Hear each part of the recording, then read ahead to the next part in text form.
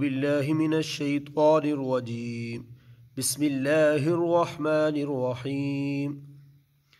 تختی نمبر 5 تنوین۔ ہدایات 2 زبر 2 زیر 2 پیش کو تنوین کہتے ہیں۔ اسی تنوین کے تختی سے غنہ کرنے کی مشق کروائیں۔ غنہ ناک میں آواز چھپانے کا نام ہے۔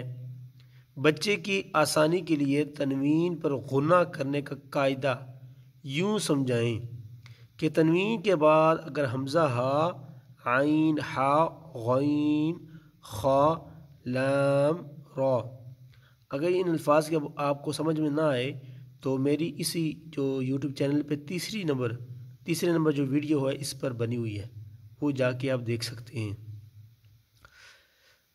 میم یعنی لام، را میں سے کوئی حرف آئے تو غنہ نہیں ہوگا، اس کے علاوہ کوئی اور حرف آ جائے تو غنہ ہوگا۔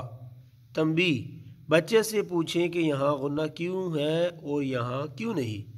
جواب میں پورا قاعدہ سنیں۔ تنبیہ: زبر کی تنوین میں الف کا نام نہ لیا جائے، ایسے ہی یا کا بھی، یعنی واو الف کا نام نہ لیا جائے۔ اسی طرح زال کے بعد یا آتا ہے، اس کا نام نہ لیا جائے۔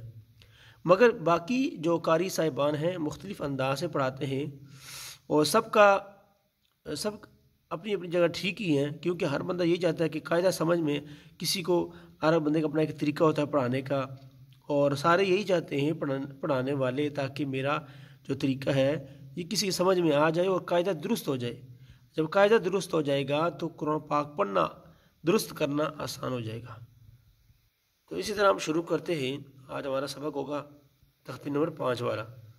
میم 2 زبر من، میم 2 زیر من، میم 2 پیش من، من، من، من، با 2 زبر بن، با 2 زیر بن، با 2 پیش بن، بن، بن، بن، واو 2 زبر ون، واو 2 زیر ون، واو 2 پیش ون، ون، ون، ون، فا 2 زبر فن، فا 2 زیر فن، فا 2 پیش فن، فن، فن، فن، ثا 2 زبر ثن، ثا 2 زیر ثن، ثا 2 پیش ثن، ثن، ثن،